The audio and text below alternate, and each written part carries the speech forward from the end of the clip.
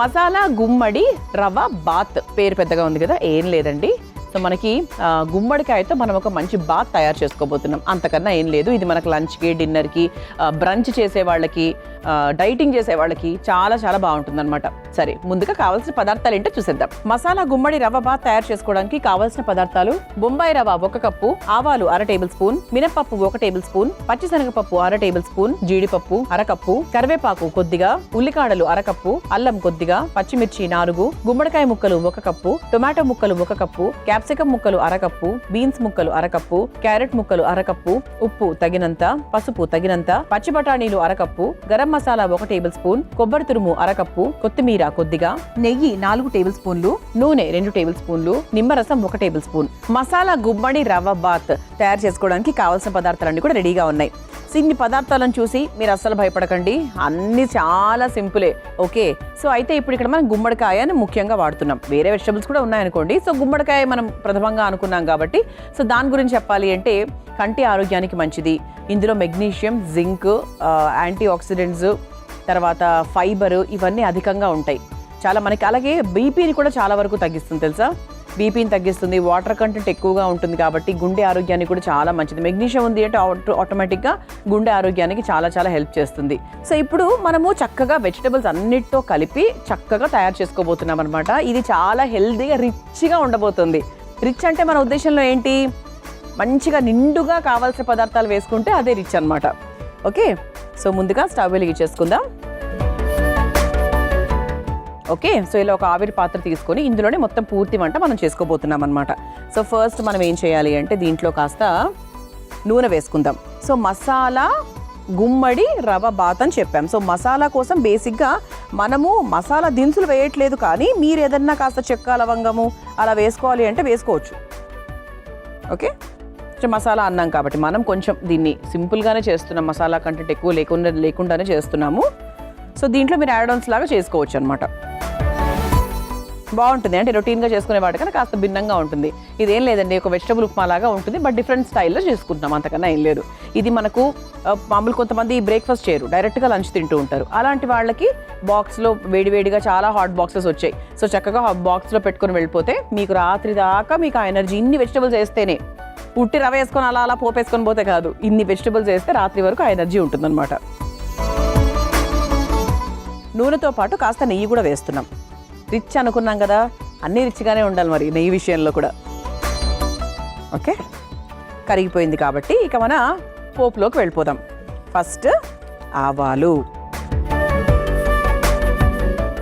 Okay, ఆ తర్వాత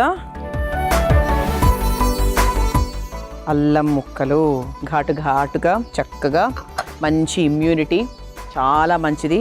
ప్రతి వంటలో అల్లం వెయ్యండి, ఇదే మా అమృతం చెప్తూ ఉంటుందన్నమాట. ఆ తర్వాత కాస్త శనగపప్పు, చూసుకోండి పప్పులు కొంతమందికి ఎక్కువ ఇష్టం ఎక్కువ వేసుకోండి, తక్కువ ఇష్టం తక్కువ వేసుకోండి. ఆ తర్వాత మినప్పప్పు, ఇది ఒక్కసారి వేయించేసుకుందాం.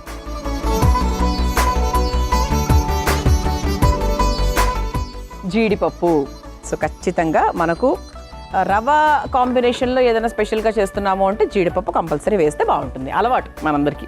జీడిపప్పు ఉప్మా అంటాం కదా అలా. సో ఆ తర్వాత పచ్చిమిరపకాయలు పొడువుగా సన్నగా కట్ చేసుకొని పెట్టుకున్నాము. సో దీన్ని కూడా ఒకసారి వేయించేసుకోవాలి. ఆ తర్వాత కాస్త కరివేపాకు.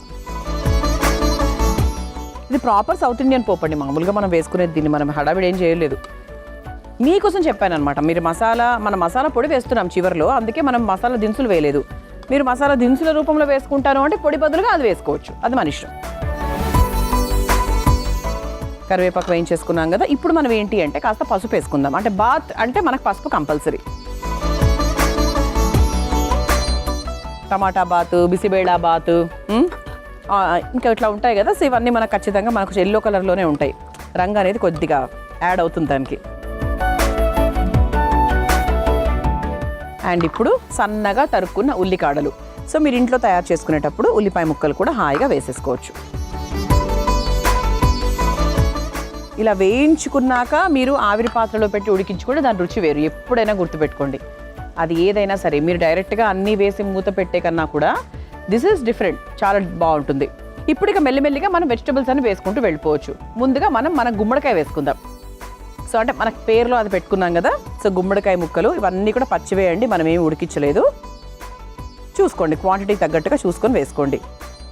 గుమ్మడికాయ, అలాగే ఈ సైజులో కట్ చేసుకున్న క్యాప్సికమ్, మరీ చిన్నగా అయితే కట్ చేయలేదు. క్యాప్సికమ్ ముక్కలు, అలాగే సన్నగా కట్ చేసుకున్న క్యారెట్ ముక్కలు, అలాగే సన్నగా కట్ చేసుకున్న బీన్స్ ముక్కలు,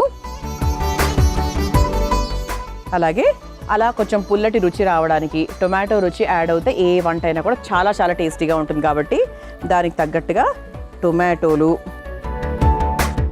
అలాగే పచ్చి బఠానీలు,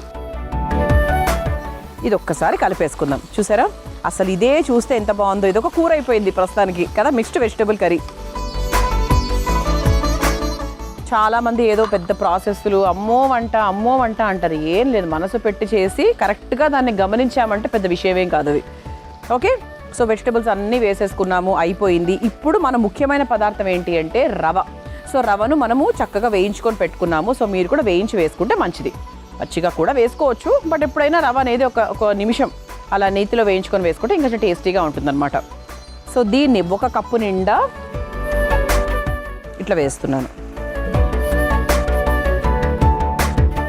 దీనికి సమానంగా మనం కాస్త ఉప్పు కూడా వేసేసుకుందాం.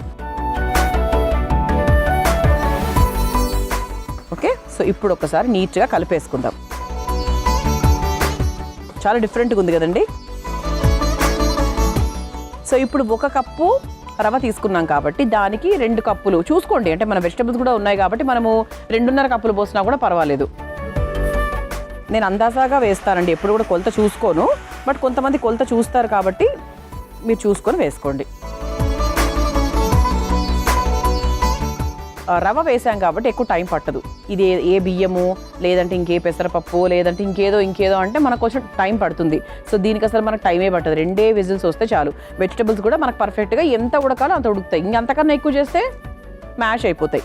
సో చివరిగా మనం ఏంటి అంటే దీంట్లో కాస్త మసాలా పొడి వేసుకోవచ్చు. ఓకే, మీరు ఇది ఉడికించుకొని ఆ తర్వాత వేసుకుంటాను అంటే అలా కూడా వేసుకోవచ్చు. సో ఆ తర్వాత చివరిగా కాస్త మసాలా పొడి, అంటే ఇది మన మెయిన్ ఇది కదా, అందుకనమాట. సో కొబ్బరి ఉందండి, పచ్చి కొబ్బరి, అది లాస్ట్లో వేసుకుందాం.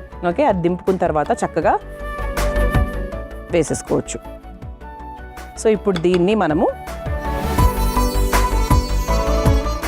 ఇలా మూత పెట్టేసి ఒక 2 to 3 విజిల్స్. ఓకే, ఆల్రెడీ మనకు చక్కగా లైట్గా వేయించుకున్నాం కాబట్టి 2 విజిల్స్ అయితే నా ఉద్దేశంలో సరిపోతుంది. చూద్దాం, మనకు సౌండింగ్ని బట్టి కూడా మనం అర్థం చేసుకోవచ్చు కుక్కర్ని. ఓకే, ఇది ఒక 2 విజిల్స్ వచ్చేంత వరకు వెయిట్ చేద్దామండి. మనం ఆవిరి పాత్రలో కావాల్సిన వెజిటబుల్స్ అన్నీ వేసేసుకున్నాము, రవ వేసేసుకున్నాము, ప్రెషర్ కూడా చక్కగా డౌన్ అయిపోయింది కాబట్టి ఒకసారి చూద్దాం. ఒక 2-3 విజిల్స్ సరిపోతాయండి. చూసుకోండి మీ కుక్కర్ క్వాంటిటీని బట్టి, మీరు వేసిన వెజిటబుల్స్ క్వాంటిటీని బట్టి ఉంటుందన్నమాట. భలే అయింది కదండి రవ, చూసారా చక్కగా ముద్దగా భలే ఉంది. అంటే పిల్లలకి అసలు అలా పెట్టేస్తే అలా నోట్లోకి వెళ్ళిపోతుంది అనమాట. ఎస్, పర్ఫెక్ట్గా అయిందండి. కన్సిస్టెన్సీ కూడా పర్ఫెక్ట్గా ఉందన్నమాట. చూసారా, బాగుంది. ఇప్పుడు ఏంటంటే చివరిగా పచ్చి కొబ్బరి తురుము. ఇది మీరు ఉడికించే ముందు వేయకండి, ఇప్పుడే వేయండి, కరకరలాడుతూ బాగుంటుంది. అలాగే చివరిలో కాస్త కొత్తిమీర వేసుకొని ఒక్కసారి మిక్స్ చేసేసుకుందాం.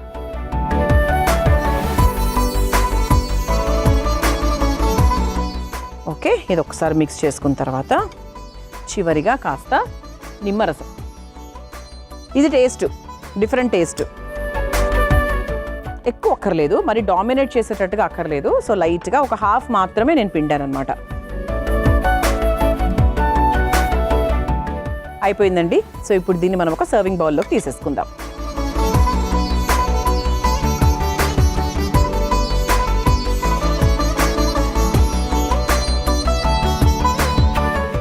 కన్సిస్టెన్సీ, కలర్ అది అసలు పర్ఫెక్ట్గా వచ్చిందండి. అసలు అలా ఊరికే అలా పైనుంచి కాస్త కొబ్బరి తురుము,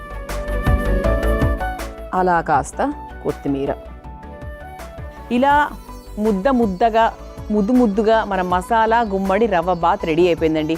మీరు తయారు చేసుకోవాలనుకుంటే కావాల్సిన పదార్థాలు తయారు చేసుకునే విధానం మరొకసారి చూసేయండి. మసాలా గుమ్మడి రవ్వ బాత్ తయారు చేసుకోవడానికి కావాల్సిన పదార్థాలు: బొంబాయి రవ్వ 1 కప్పు, ఆవాలు 1/2 టేబుల్ స్పూన్, మినపప్పు 1 టేబుల్ స్పూన్, పచ్చిశనగపప్పు 1/2 టేబుల్ స్పూన్, జీడిపప్పు 1/2 కప్పు, కరివేపాకు కొద్దిగా, ఉల్లికాడలు 1/2 కప్పు, అల్లం కొద్దిగా, పచ్చిమిర్చి 4, గుమ్మడికాయ ముక్కలు 1 కప్పు, టొమాటో ముక్కలు 1 కప్పు, క్యాప్సికం ముక్కలు 1/2 కప్పు, బీన్స్ ముక్కలు 1/2 కప్పు, క్యారెట్ ముక్కలు 1/2 కప్పు, ఉప్పు తగినంత, పసుపు తగినంత, పచ్చి బఠానీలు 1/2 cup, garam masala 1 table spoon, కొబ్బరి తురుము 1/2 కప్పు, కొత్తిమీర కొద్దిగా, నెయ్యి 4 టేబుల్ స్పూన్లు, నూనె 2 టేబుల్ స్పూన్లు, నిమ్మరసం 1 టేబుల్ స్పూన్. మసాలా గుమ్మడి రవ్వ బాత్ తయారు చేసుకునే విధానం: ముందుగా స్టవ్ ఆన్ చేసి ఆవిరి పాత్రలో నూనె, నెయ్యి వేసి వేడైన తర్వాత ఆవాలు, అల్లం ముక్కలు, పచ్చిశనగపప్పు, మినప్పప్పు, జీడిపప్పు, పచ్చిమిర్చి, కరివేపాకు వేసి వేగాక అందులో పసుపు, ఉల్లికాడలు, గుమ్మడికాయ ముక్కలు, క్యాప్సికం ముక్కలు, క్యారెట్ ముక్కలు, బీన్స్, టొమాటో ముక్కలు, పచ్చి బఠానీ వేసి మగ్గించుకోవాలి. ఇప్పుడు అందులో రవ్వ, సరిపడా ఉప్పు, నీళ్లు, గరం మసాలా పొడి వేసి కలిపి మూత పెట్టి కొద్దిసేపు ఆవిరి మీద ఉడికించుకొని